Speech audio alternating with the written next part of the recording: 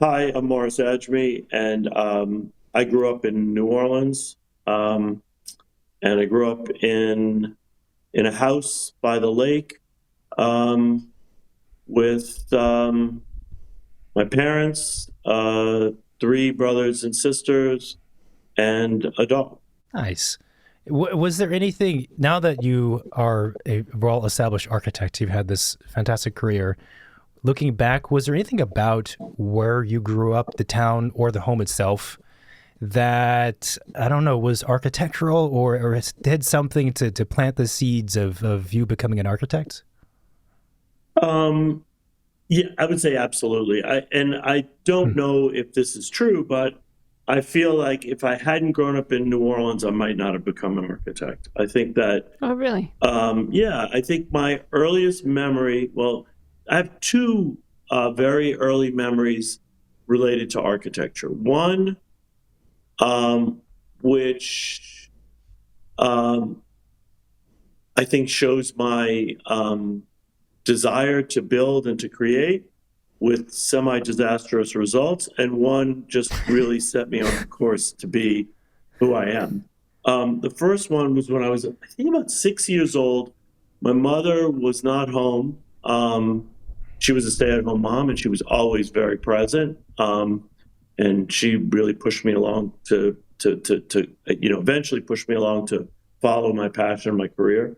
But she wasn't home at the time, and I was with a babysitter at the time, and I essentially taken every piece of furniture in the house that I could move and built a pyramid in the center of our living room, made out of like these folding tables that clip together and boxes and just any scrap of quote unquote building material that I could find. And I remember vividly being at the apex, the top of the pyramid, reaching for the Oh, ceiling. My mother's coming in the front door, and the whole thing just collapsed. Just like Oh my. into a pile of rubble. I I caught the edge of my head near my eye on one of the sharp edges of the table. Blood started flying all over the place. And the oh next thing I gosh. know, I was in the hospital getting stitches, looking up at the doctor stitching my eye up. I still have a little scar from it. So that's like sort of my earliest memory of trying to create a structure. And So Wow. you got your babysitter fired, right? yeah, probably. I don't remember exactly, but I remember my father coming in the room. It was just like a whole, a lot of attention. Maybe I liked all the attention, so I kept doing it. But and then the I think the next image, or sort of best way to describe my attraction to architecture is I remember in about third grade, I think it was third grade, I was about 8 years old, eight, probably nine, something like that, going to the French Quarter. And I was, in French Quarter a lot. We go for Hmm. to Cafe Du Monde for coffee and donuts. But um, the teacher had taken us down there, and the assignment was really to draw what we saw, anything. And I kept drawing the balconies and the grill work that you see attached to these structures in the French Quarter, which are sort of a mix of French and Spanish architecture. And it was at that point that she said, do you know about the orders of architecture and how they're different? It's a different language, and really started talking to me about it. And that's when I really started to think about how all of these um, pieces were put together and how they all related to both a history and a consistency of Hmm. architecture that you saw throughout the city. I like that. Wait, so this exercise, this kind of class assignment, when was this? Was this when you were in like elementary school or high Yeah, school yeah, or? I was about eight. Wow. Oh, wow. Okay. Yeah. Okay. Very So early. it was That's really, kind of early, So, yeah. and then I think the next um, sort of moment or time when I started to be more focused on the idea of being an architect as a profession or as a career was in high school.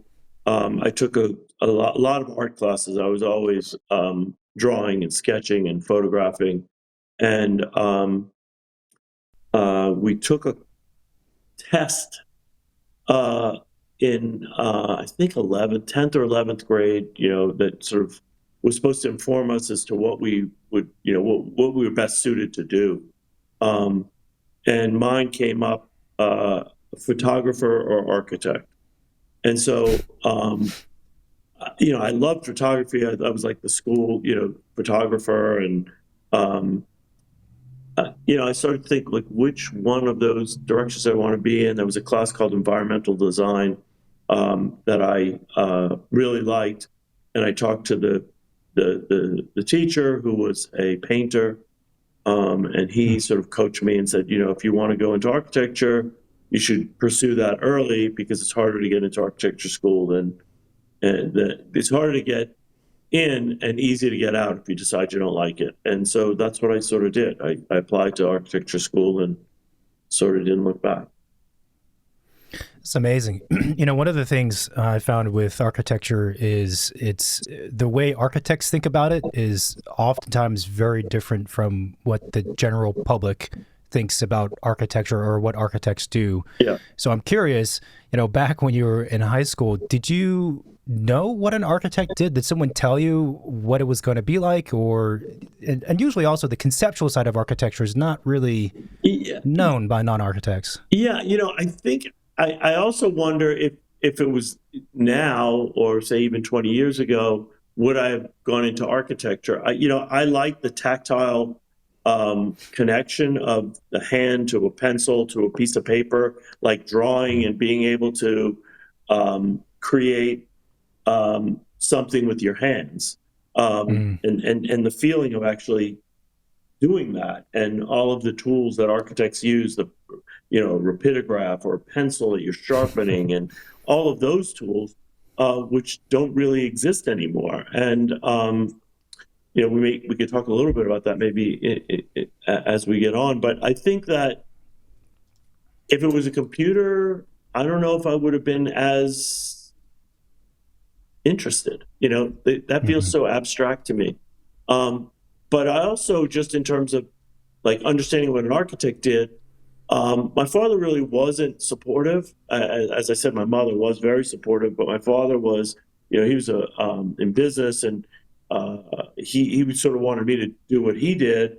So he set up a lunch with one of his friends who was an architect, who tried to convince me to not become an architect. And he said, it's a horrible profession. It's really hard and this and that. And I'm like, but that's what you do. Why are you trying to convince me not to do it? And I think it was good that I had reached a certain level of stature or accomplishment before my father passed away, because I think he was happy in the end of what I did. But when it came time to make that decision, he was a little reluctant, but he did support it eventually.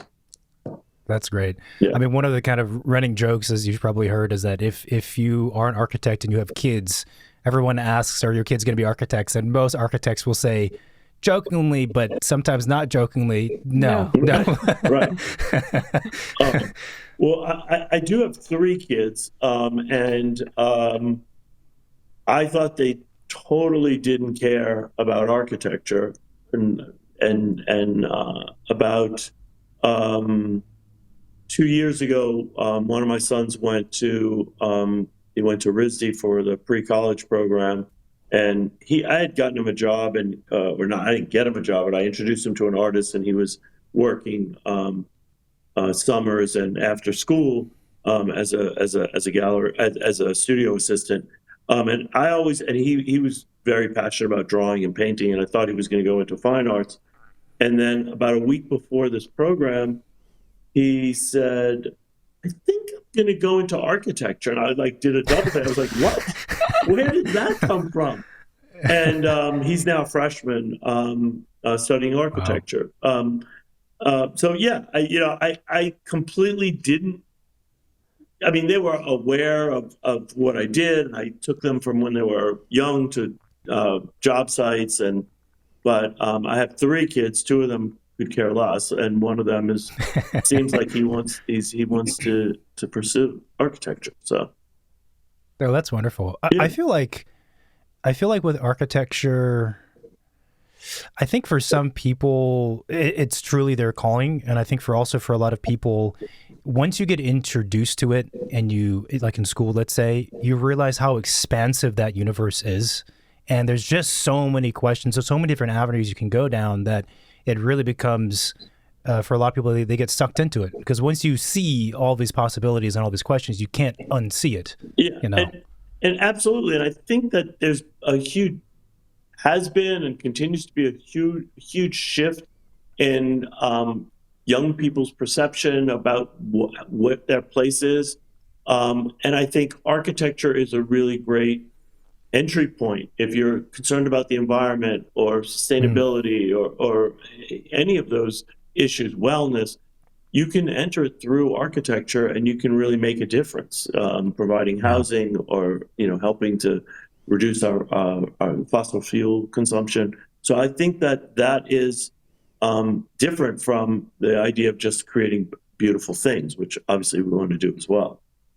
Yeah, that's a really, really good point. I recall I was on a review, like a student presentation review panel, I don't know, a few years ago. And it had been some time since I had done one of those. And I was surprised that, I think this was a second-year studio, undergraduate, so they were young. But like 9 out of 10 students, their primary concerns were all the things you mentioned. And it was so different from 15 years before that. That was not really the conversation. The conversation was form or whatever else, right? Right. And I think it's a portal for all of those things. Yeah. Sorry. Yeah.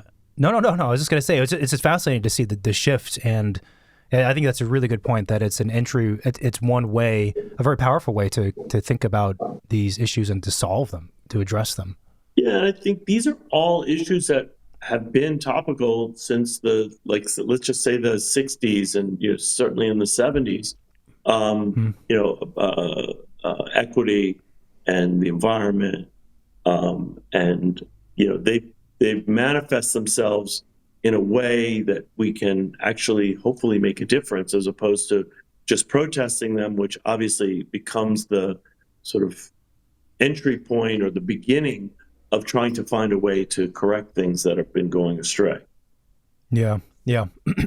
So you took that test in high school. Yep. You had 2 tracks, and you chose architecture. So did you end up doing an undergraduate degree in architecture and then a master's, or how did that happen? I did a master's program from the beginning at Tulane, but I had a little bit of a circuitous path, because I studied at Tulane and then decided that I wanted, because I grew up in New Orleans, and I guess I wasn't really ready to leave when I applied to Tulane. I applied to a couple other schools, but I decided to stay in New Orleans. But after about the 3rd year, or during the 3rd year, I started getting antsy, and I felt like I was ready to travel. And I went to the dean's office, and I said, I'd like to think about junior year abroad, which was a 4th year. And they're like, well, we only have a few spaces at the AA, and there was also a program in Madrid, but there were no places available. And so I was like walking out, and they said, but there is something called the independent study if you want to apply for it. And I said, that sounds interesting. What does that mean? He said, well, you design your studies, and then make a proposal. And if we like the proposal, then you can follow that course. And so as I was walking out, there was a poster for the Institute for Architecture and Urban Studies. And Aldo Rossi was one of the professors there. And there was a photograph of the Teatro Mondo, which is a project I really liked, because I felt like it was this modern intervention in a historic city. It related to the environment. It wasn't really limited by the architecture. It celebrated, but I think it was still a modern statement. It was a meeting place, a theater. It celebrated this concept of floating theaters, which had been around since the 1500s, even a little earlier in Venice. And so I just like all those things spoke to me. And so I was like, I should go to the Institute for Architecture and Urban Studies. And they had something called the Advanced Design Workshop. And a lot of people that were going there were putting their portfolios together for grad school. And so I applied there, they accepted me, and then that was my proposal to go there, and they accepted the proposal for 6 months. But then I got there and I was like, I'm not going back now. It's like I barely know how to use the subway and where the cool places are. And I was hanging out at all these, clubs and staying up, till 3, 4 o'clock in the morning, working on projects, and then going out after. And it was just like I was free, Yeah. So I just stayed.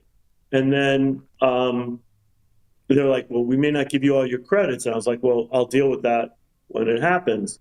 And then the following summer, I had gone to Italy, and I stopped by Aldo's office, and they said, look, we're doing this competition.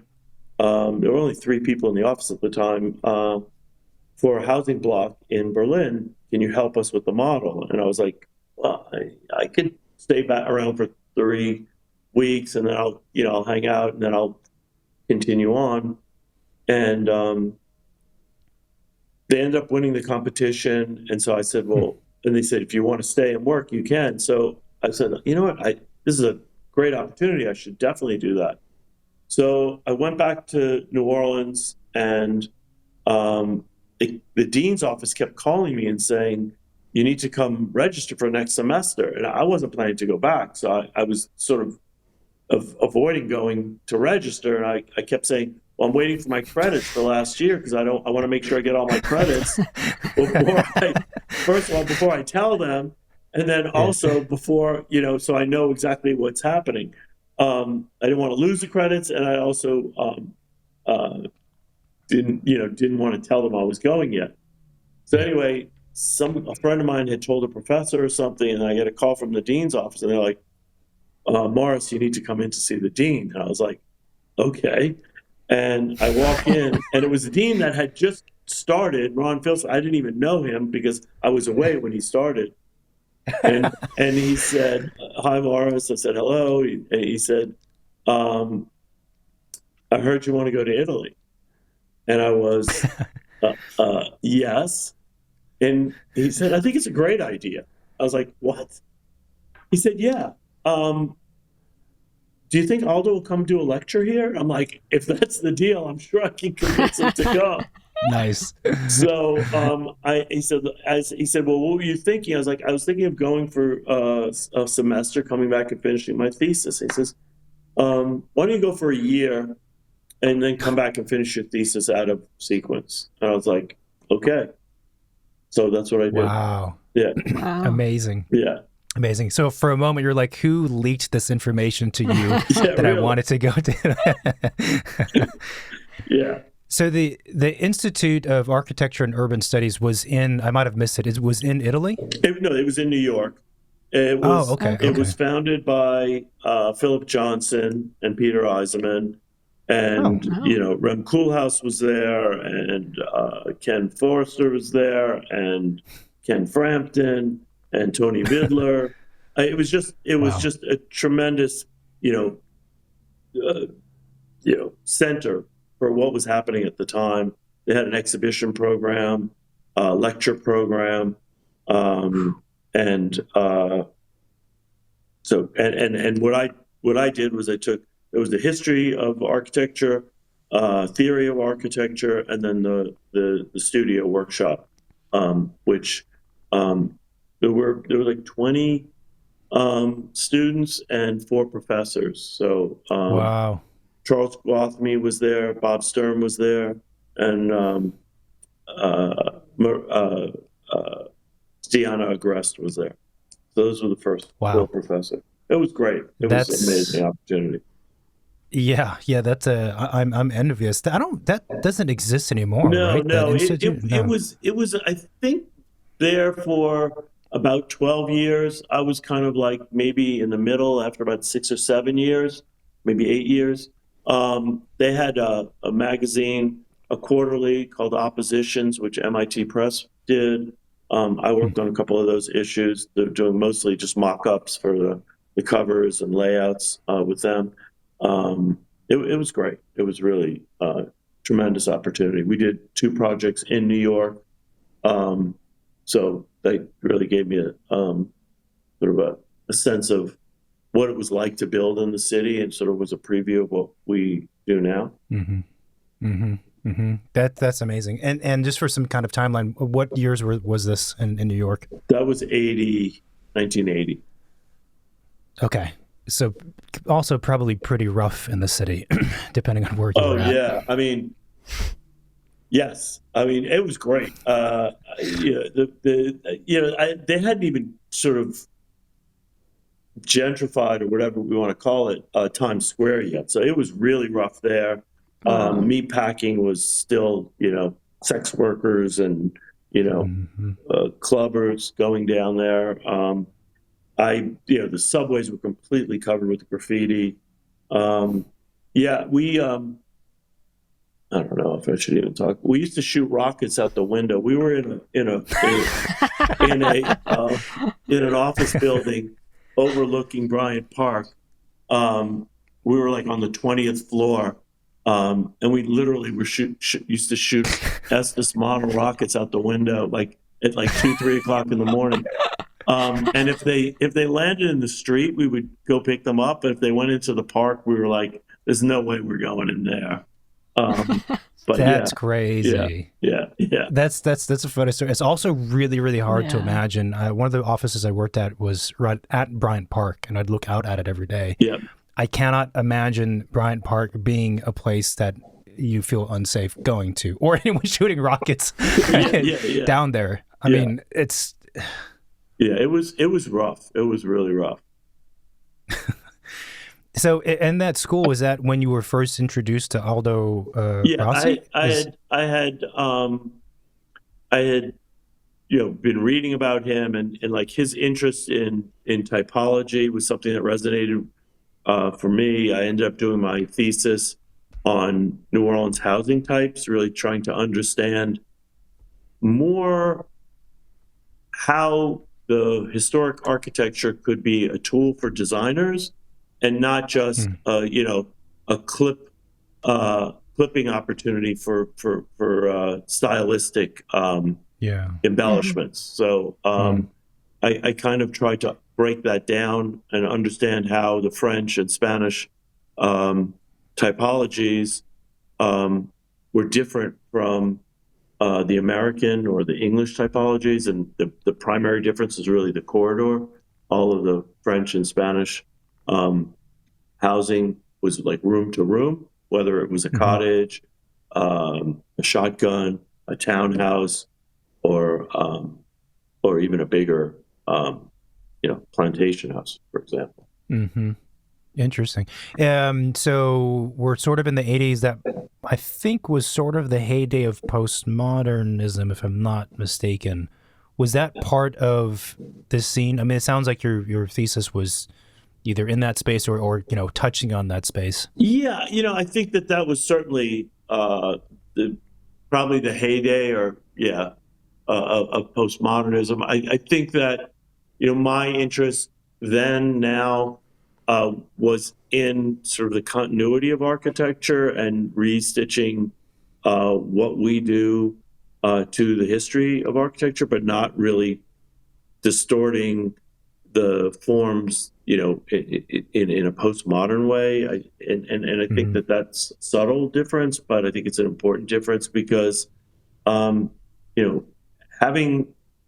lived in Milan for a couple of years, and experiencing how that city was rebuilt after the war, you can see there's a continuity to the architecture, and the new architecture feels consistent in a way, but very different from the historic architecture, and it all plays nice together.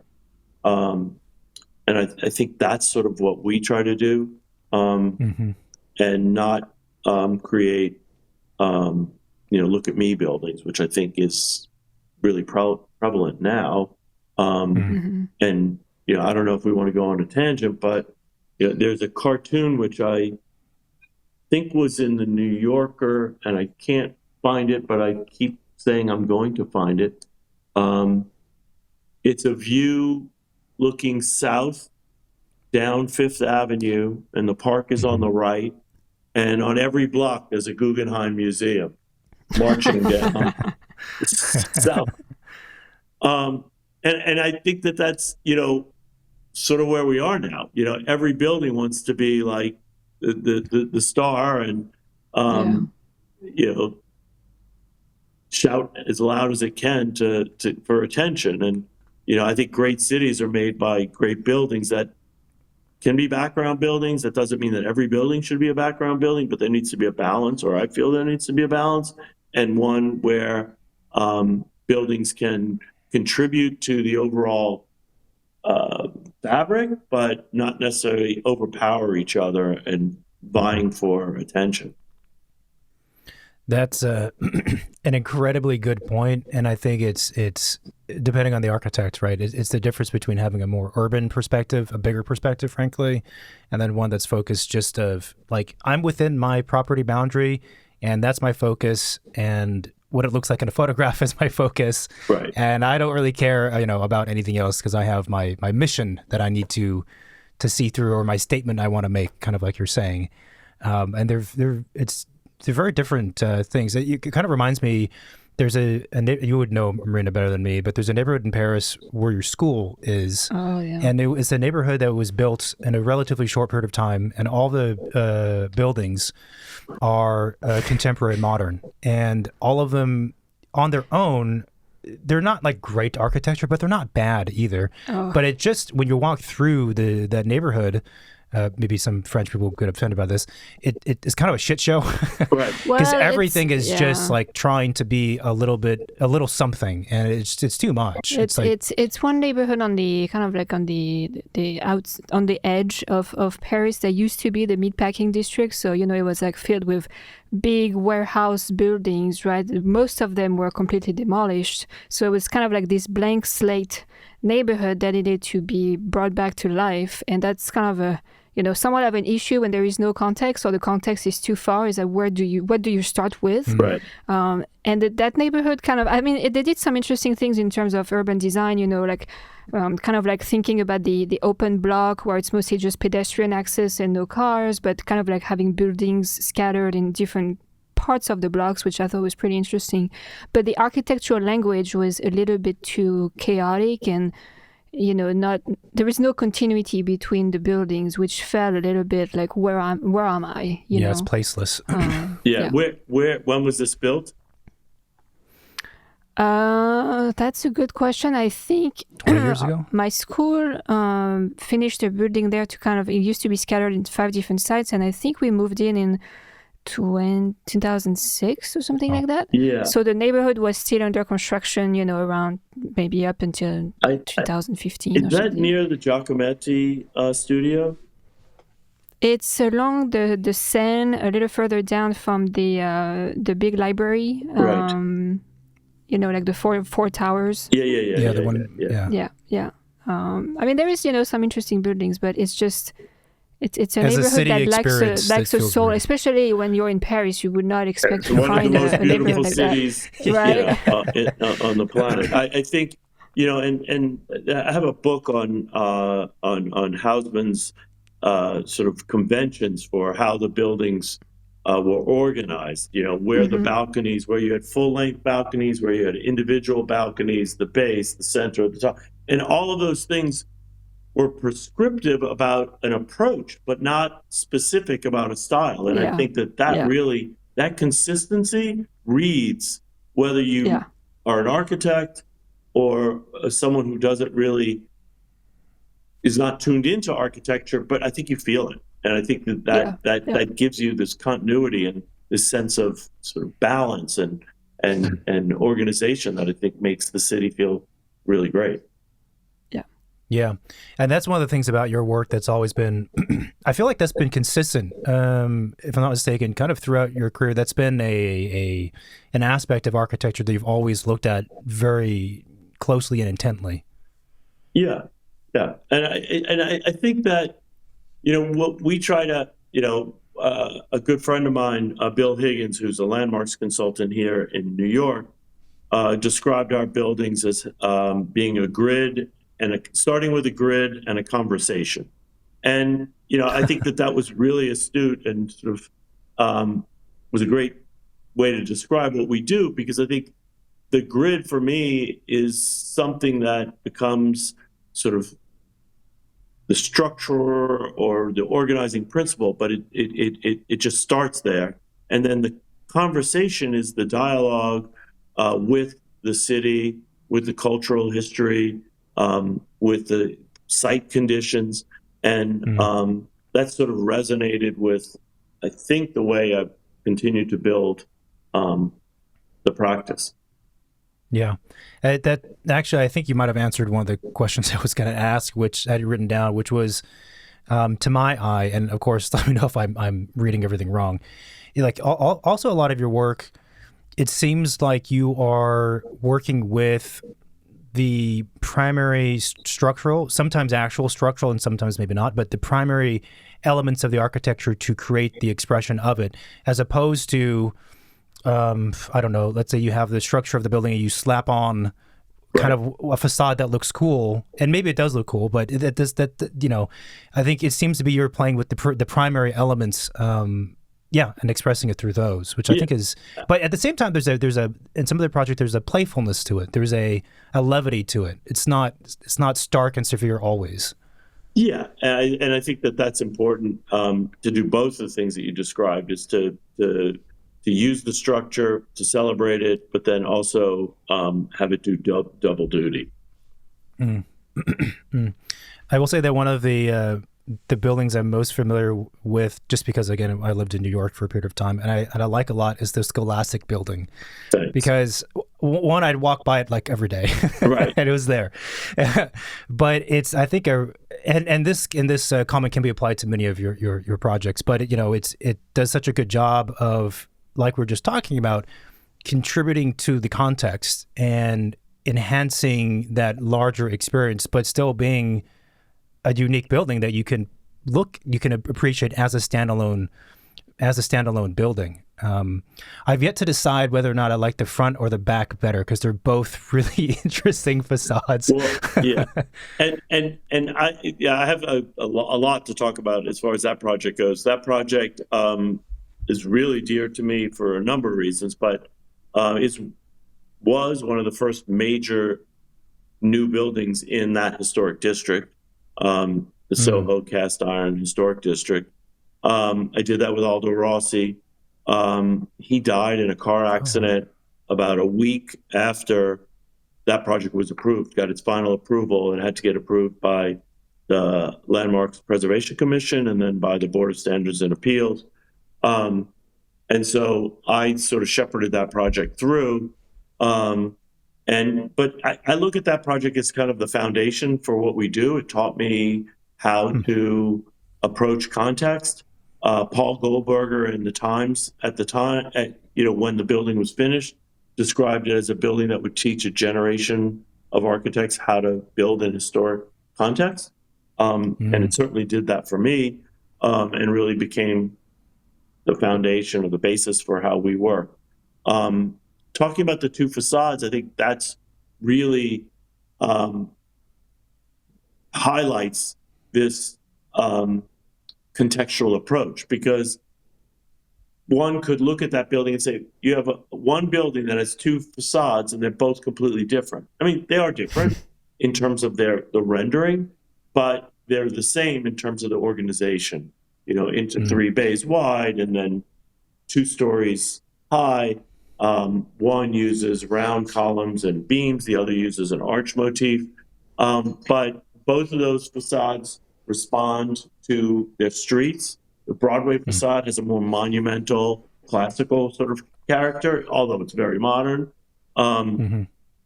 maybe even mannerist a term could be used to describe it. And the backside is the more industrial side.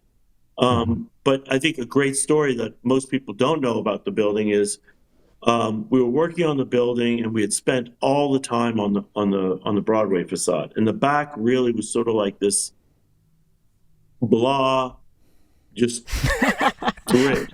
It was competent, I would say. And Aldo had come back in town, and he always was just drawing. Like, he was just constantly, like, if he didn't have something to do, then even if he had something to do, he was drawing. And it was a Friday afternoon, and he kept complaining about the back facade. He said, we could do better than this. We could do this. Is not really great, and then he started sketching this facade. It was yellow. He was using watercolors. I remember it was like bright yellow, and with these arches, these metal industrial arches. And he said, "Morris, come over here. Come over here." He goes, "What do you think?" And I was like, "Whoa!" I was like, "I think it's great. I love it, but we're presenting this project on Tuesday." It's like, how can we change? We've been to like dozens of meetings with the Landmarks Commission, with community boards, with neighbors, with elected officials. I mean, and so I was like, I didn't want to say no, but I was like, so I called up Bill Higgins, who I mentioned earlier, and luckily he picked up the phone. It was like Friday at 5:00 or something. I was like, "Bill, I think you need to come to the office." And we were like, on 20th Street in Flatiron, and he was down in Soho. And I was like, he's like, "Well, what's up?" I said, "Aldo's in town, and he has some ideas about the facade." He goes, he's like, "I'll be right over," kind of thing. Yeah, he knows the drill. And, he spoke a little Italian as well. And, Aldo gave him his whole, speech about why this was the right solution and everything. And he said something like "Magnifico" or something. He said, "Aldo, I love it." And so Aldo looks at me like, "See, I told you," kind of thing. And I'm like, okay, so now it's Friday. We've got to build a new model. We have to do all these drawings, and which we did. And we changed the entire facade, and we presented it, and it was approved at that hearing, which is not typical. It was approved the same day we presented it. And I mean, this was a 10-story building, filling a gap tooth, because it was a 1-story building between these two very tall buildings. And those are the kind of things that you learn working with a master that cannot be taught. The idea that, it's never too late to do the right thing, or you need to do the right thing when something's not right, make it right, and not accept, mediocrity or just, okay, and really go for it. And that really, that I learned a tremendous amount from Aldo about architecture, certainly. But I would say the most valuable lessons I learned from him were really about conviction, dealing with, difficult situations or clients, and, really sticking with, to your convictions. No, that's an amazing story. That's an amazing story. I got tons of Friday Aldo late stories. afternoon. I have tons of Aldo stories, so might have to save those for a part 2 or something. But that sounds good. That sounds good. So after you finished the program, and then you did that competition, which Aldo Rossi's, and you and your team, the team won. Right. So then right after school, did you work with him, or what did you work somewhere else first, or? So yeah, I did that competition, and then while I was there, because I stayed for a year, we did a competition in Genoa for a new opera house. The opera house was designed, and the whole piazza was designed by an architect, Carlo Barabino, And there was there was a building that remained, and the Opera House was bombed, and it was damaged at the end of World War II, but they sort of demoed it and just left sort of the pediment and 4 columns in the front, and it was like a ruin for literally 40 years. And they had 3 competitions over those 40 years. And, the Italian organization and the machinations of, the way things work there, nothing ever happened. And then finally there was a builders competition, and Aldo was on the team, and I worked on that project, and they won that project as well. And after that is when I left. But I stayed in touch. I went back, I finished school, I moved back to New York. I was working for a small firm, doing residential work, and then Aldo called me and said he was coming into town, and he stopped in, we said hello, we had dinner. And then he went to Miami to give a lecture. And when he came back, he said, they want me to design the School of Architecture. Do you want to help us with it? We need an American, to help with, all of the logistics and, obviously the design, but also just the client relationship. And so we did a design. I took a leave of absence, flew to Milan. We worked on the project. We presented it. They said, we love it. We're going to build it. But then nothing really ever happened. We opened the office thinking that we were going to do that project, and they couldn't raise the money. And then I ended up helping or going to Japan with Aldo for a project. And then we ended up doing that project, which was Il Palazzo. And we did 10 other projects out of the New York office after that. Wow. Wait, so how long was the New York office? It sounds like it was established and started with you. Yeah. How long was it around before it ended? Almost exactly 10 years. I mean, wow. It sort of, we opened the office in 87, and Aldo died in 97. So that was 10 years. But I sort of developed my office simultaneously with finishing 4 projects that we had started with Aldo. Gotcha. And one of them was Scholastic. There was a hotel in Japan, a project for Disney in Florida, and a ABC headquarters in Burbank. Gotcha. The hotel in Japan was the Il Palazzo. Actually, it was a project in Nara. We had finished the Il Palazzo project in like 89 or something. Gotcha. I mean, all of these are just anyone who's listening. If you're not familiar, you should look up their work. These are all like phenomenal projects. Thank you. You know what I mean? They're not like just casual projects. Yeah. They're all heavy hitters. Yeah. Did you?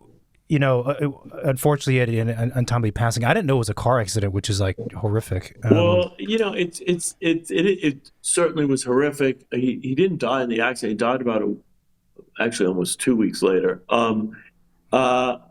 That was his 3rd major accident. He had an accident in the 70s in what was Yugoslavia at the time, and he was laid up in a hospital, and he conceived the cemetery. He was involved at the time in the design for a competition for the San Cataldo cemetery in Modena, and sort of envisioned that as like the skeleton shape.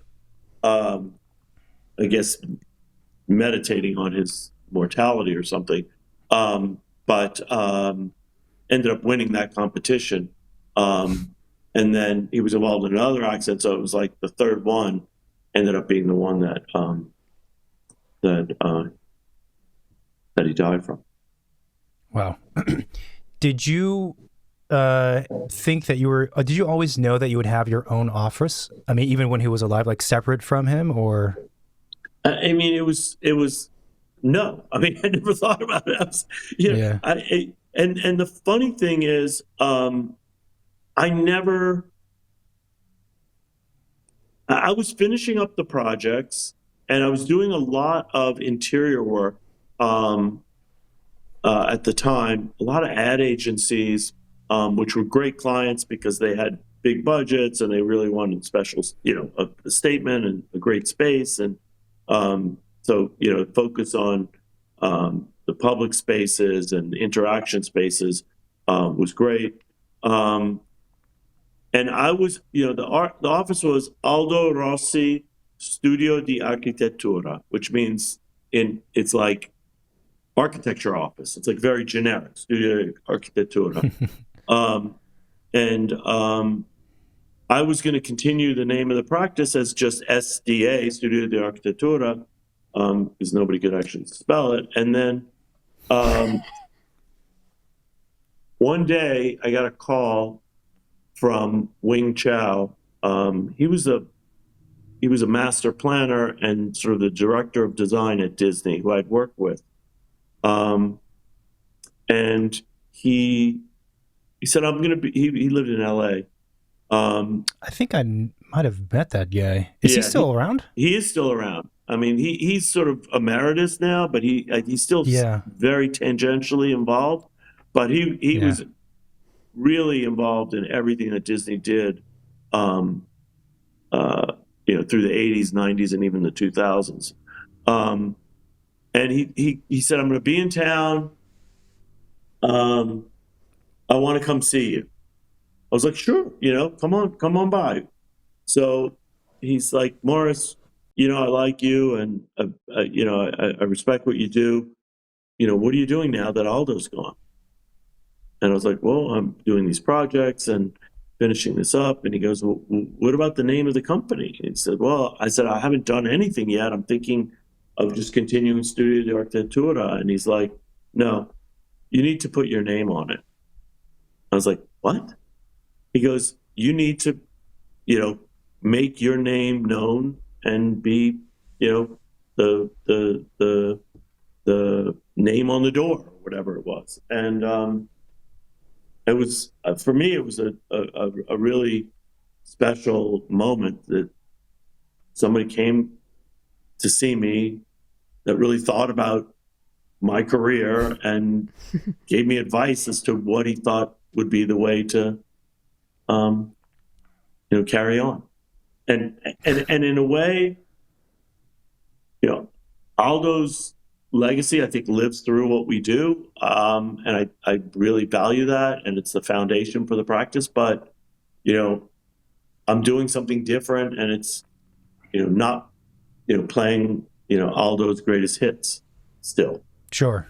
And of course. I think it really, the idea of changing the name reset my mindset as to, what I was doing and how I would, continue. Yeah. I mean, it makes one. I'm kind of surprised that Wing Chow was the person who mentioned, because I had a phone call with him like 3 years ago about a small potential project thing, but which is like a super random connection. Like really, I would have never thought that name would come up ever again in my life. Like what? But it makes sense, that it would be, the office would be named after you. And of course, if we're looking at the timelines, it's been almost 30, coming up on 30 years, for your practice, and the body of work you've produced in that period is the volume, in addition to the quality, is like tremendous, and it takes on its own life, definitely. Talking a bit about the office itself, so I'm curious. So there's a few things. The one is like how big is your office? Like how many employees do you guys have? Because I think it might be bigger than people think. And you also offer a wide range of services. It's not strictly traditional architecture as a kind of narrow niche. Yeah, I think that it's grown organically, just in terms of size, but also in terms of what we do and how we do it. I think that the more of the project we touch, I think the better the project can be, in the sense that we can create a holistic experience. We started as an architecture firm. We added interiors because I think interior designers think very differently than architects, and I think that working together it informs both and helps to make a more unified statement, but also experience. And so that was a natural, I think, growth. But a lot of the projects we work on were multi-parcel projects, and then we were called in and we have done a lot of planning, district planning over the years. And so sort of by, just being in the room, we started looking at planning. And so we do that. So as part of the services that we provide, but what we do interiors, FF&E, and the most recent sort of growth is art services, and that grew out of a program that we have in the office for exhibitions, and helping our clients select art that started just with a few pieces and then building wide. And now we're doing, we won an RFP to do the art selection for a hospital that's being designed by Herzog and Dumeron in San Francisco. So, wow. we're doing projects in buildings that we haven't even designed, which I think is great. Well, that's very really interesting. Cool. Yeah. Do you guys still, most of your projects are still in New York City, right? I would say most of our projects completed are in New York, but we're in, believe it or not, about 20 cities. Wow. So, Boston, Philadelphia, Washington, D.C., Charlotte, Charleston, Tampa, Miami, New Orleans, L.A., Berkeley, Chicago. So. And then how many people do you have at your office now? We have probably about 70, a little over 70 probably, combined. That's really good size. Yeah. I'm always curious also, do you, I think you mentioned you grew organically, and I assume the word organic would apply to whatever happens in the future, but do you like being about that size? Do you prefer being smaller or bigger? Have you found it's challenging to be bigger? No, it is challenging to be bigger. And we were bigger at one point. And, through COVID and just a lot of people moved. There was a lot of remote work, which I think is not great. And I don't think that what we do is, there are certain aspects of what we do that are, can be done remotely, but design, I think, is a got to be in the room kind of thing. So I'm happy that we're, more or less back. We're here 4 days a week in person. A lot of people are here every day, like me, but most of the design is done around a table, and that was one of the biggest things I did, sort of coming out of COVID, was focusing on a more analog experience in the office. To trying to mark up a design, on Zoom, it takes a half hour to do something that takes like 1 minute, in person. Yeah, I know. You got to find the pen tool's missing. It's like you don't have the right colors and all this kind of. And so then actually talking about I used to call it analog versus digital, and at the beginning of the conversation, I think you touched on the positives of having that tactile and direct experience and response to drawing things by hand. Obviously, now so much of the work, especially work done by the younger generations, fresh graduates and millennials, is heavily done in the computer. I don't know if I have a question really, but I don't know. I guess how do you negotiate those differences in an office? Because I think it's easy for people who are really skilled, even if they're really skilled in a computer, to be kind of sucked into that space when they really need to be kind of just a step away for like 5 minutes even sometimes. Yeah, I feel guilty as being a person that sort of fueled the, dependence on computers, which I don't think that was a force that you couldn't have held back. But I remember the first computer we put in the office, and I convinced Aldo to put one in Milan as well. And he's like, "Those drawings are horrible," And they were doing drawings, on vellum with ink and erasing with a razor blade. I mean, that's the sort of it's like the next thing they'll be carving on a tablet.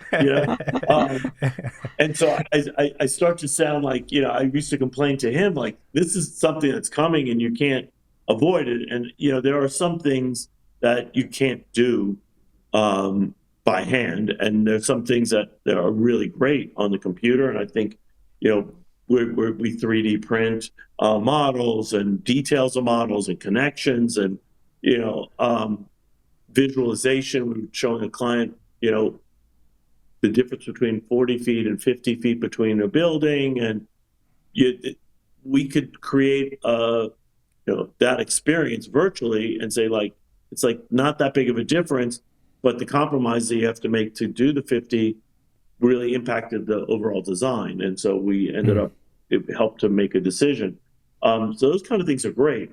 I kind of depend on a pencil, and I'm always sketching. And every time I have a meeting, I'm folding paper to overlap things, or like the origami, experience, taking two drawings to cut and paste, things, or sketching directly on them. I feel like, sometimes I'll ask them, can you sketch this out? And I get this finished looking drawing done on a computer. I'm like, that's not a sketch, And that is my biggest complaint. It's like, I think we need to embrace the technology, because certainly, I mean, and I've found recently that clients and even general public react much more genuine. They're more connected to like hand done drawings or sketches than they are to super photorealistic renderings, because I think that craft shows in a drawing, and so we're sort of doing both. And I think it depends on the client or the point of the presentation, but a lot of times you can show a sketch, watercolor, whatever, and that sort of evokes more of a feeling and a mood and sort of a direction than something that's totally worked out that takes so much more time to get right that you can't get it right early, and you potentially lose the opportunity. Yeah, that's a really good description, because with how, so let's say we're talking about perspective view, with how you have to work in a computer, and they have fantastic rendering software now where it renders in a matter of seconds, literally, but you're still, it's still flat in the sense that the computer is generally not great at allowing you to be suggestive, like just to have kind of a sketch, like a sketched corner of it, and be like, something's going to go over here. It's a line. I don't know what the line is, right? But something. They can't really do that in a computer rendering. It all has to be filled in, like equally weighted. And it also has to be designed, the rendering looks great, but like, what's that? What's the corner? What's the depth? What's the angle? How does it all come together? And how do you get a sense of a building when you haven't really worked all those things out? Yeah, that's a good point. And I'm just thinking about that. It's tough. It's tough. And then also, even if you do manage to do it, with like the people hours you have, you manage to slam it in, it still sometimes creates it's kind of disruptive to the overall design process internally as an office, as an architect, but also design process with the clients, because now in some ways you've jumped way forward beyond where you are if you're in like early schematic design phase, for example. Right. And also they see a drawing and they say, that's what it's going to look like. And you're like, well, sort of, but we haven't really worked everything out yet. So even though it looks really finished, it's just an approximation of the idea. Mm-hmm. Right. Which, hearing that, actually, now I can understand why clients would be like, what the hell does that mean? Right. So what in this image am I supposed to look at, and what am I supposed to ignore exactly? Right. I'm assuming you're not using rapidographs and razor blading lines though in your office. No. I use a paper-made flare pen, for the most part. So nice. With all the different projects you've done, is there is particular building type or projects that you have not done that you would like to do? Yes. We've done, a tremendous amount of multifamily, hospitality. Those two overlap and they influence each other, and that's been great. We've done some great boutique office buildings like the Samsung building or 520 West 20th Street, which sort of is an addition, which hovers over the brick base. Is that the, sorry to interrupt, is that the one that is it's a sort of a black steel grid cube that's twisted? Or is that a different Samsung. project? That's the Samsung. That's Samsung, okay. That's Samsung. Yeah. And then there's one on 20th Street, which has it's a Varendale truss, but it's a black steel addition on top. It sort of floats on top of an existing brick building. There are a bunch of galleries and some finance companies in there. Sorry, I got lost on the question. It's all good. Reminiscing about projects. The buildings typology that we like to. I am very passionate about art, and obviously we have this program. We're doing that. I've done a number of exhibition designs.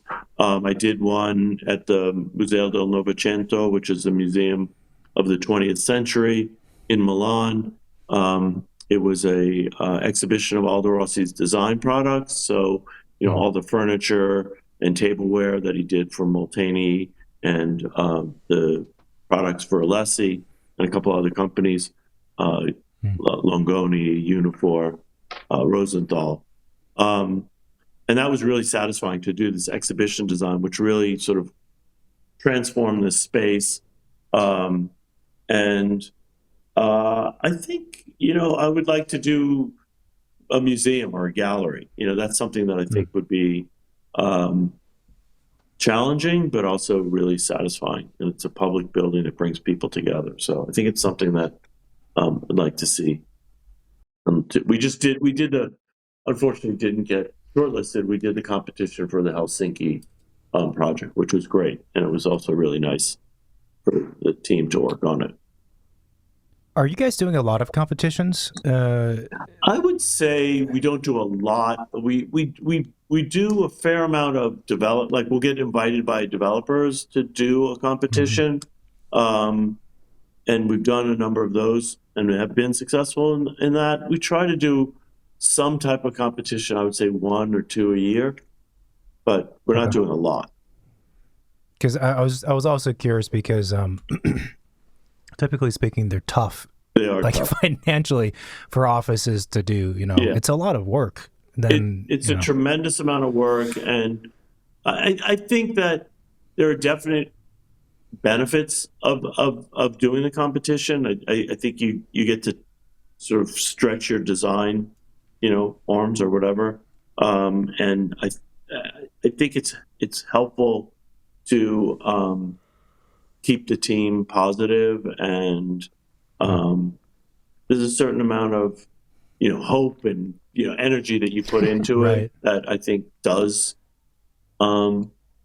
foster great thinking, and eventually hopefully gets incorporated into projects, but it's very taxing. Is there a project that your office has done that maybe stands out as the most complex one in whatever way that means? Most complex. I think they're all hard. That's a good answer. If you do it right, they're all hard. Well, they're all challenging, and I think for different reasons. I think that, it could be the client, has unrealistic expectations, or, there's opposition from the community. We did a project in Crown Heights, and there was a lot of opposition, I think, for the wrong reasons. The project turned out really, really great, and I think people are generally happy with the project.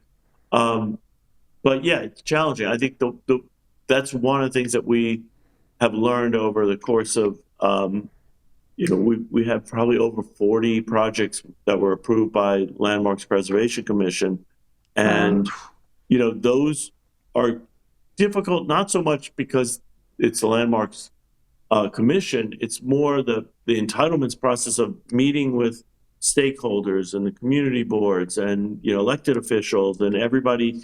Democracy is messy, and everybody has an opinion, and, working through some of those can be challenging. Yeah. Sort of along the same lines of what you just said, it also reminded me, given the size of your office and how many employees you have, like one of the things I'm always curious about is that when an office is founded and led by an individual, how does that architect's philosophy and design skills get passed on or taught basically to other people in the office? Because there's no way you could scale to being 70 people and produce high quality work across the board if that transference of information, of skill set, of design thinking doesn't take place somehow.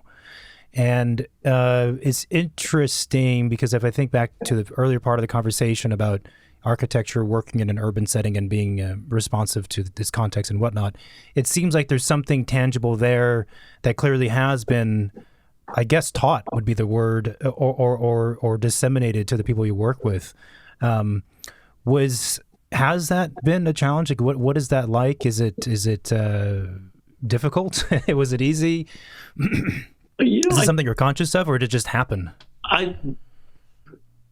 I'm definitely conscious of it. I'm also more focused on it now as to try and set the path for succession. I'm still very active. I'm involved in every project in different ways. And I don't see that ending immediately, but I also am trying to put in place people that can carry on and do what, I'm doing in different ways, whether it's client contact or design, or just even office culture. I'm sort of, those are 3 areas I'm really involved in. And I think, in terms of scale, I think we have a great team. It might sound cliche, but have a couple of really, really great designers that, and it's a collaborative, process. And I think I'm comfortable working in different ways. So some projects I might just be editing or suggesting or questioning the concept, the idea, or details. We've done a lot, like during COVID, we had some downtime, and there were a lot of things I wanted to do over the years that we never did. So we had some extra time. So we cataloged all of the projects and did sort of like drawings of every facade and dimensioned all of that information so people could look at that and say, oh, that's what, 2 feet or whatever, 60 centimeters looks like. These are the flange sizes, or this is the depth of that facade. And so that's helped. We've done other libraries of information of what we've done. But I think sometimes I'll come up with the initial idea. Sometimes, it'll be more of a work session where we say, okay, well, here, like we're doing a project now, we did recently for a potential client, and hopefully they like the idea. And there was an existing building, and we decided, through these work sessions to basically gut the building and leave the entire facade and create this outdoor space with the building adjacent to it. And so that came through a discussion of some options for massing and how we could maintain the connection to the existing, but then do something that was new and fresh. And so, it's kind of it depends on the particular instance and the design, how my involvement affects the overall outcome. Yeah. That makes total sense. One of the final questions we always like to ask, sometimes it's the most challenging, is what is your favorite building? And it doesn't have to be one of your own, and it doesn't have to be one of Aldo Rossi's, or it could be, but what is your favorite building?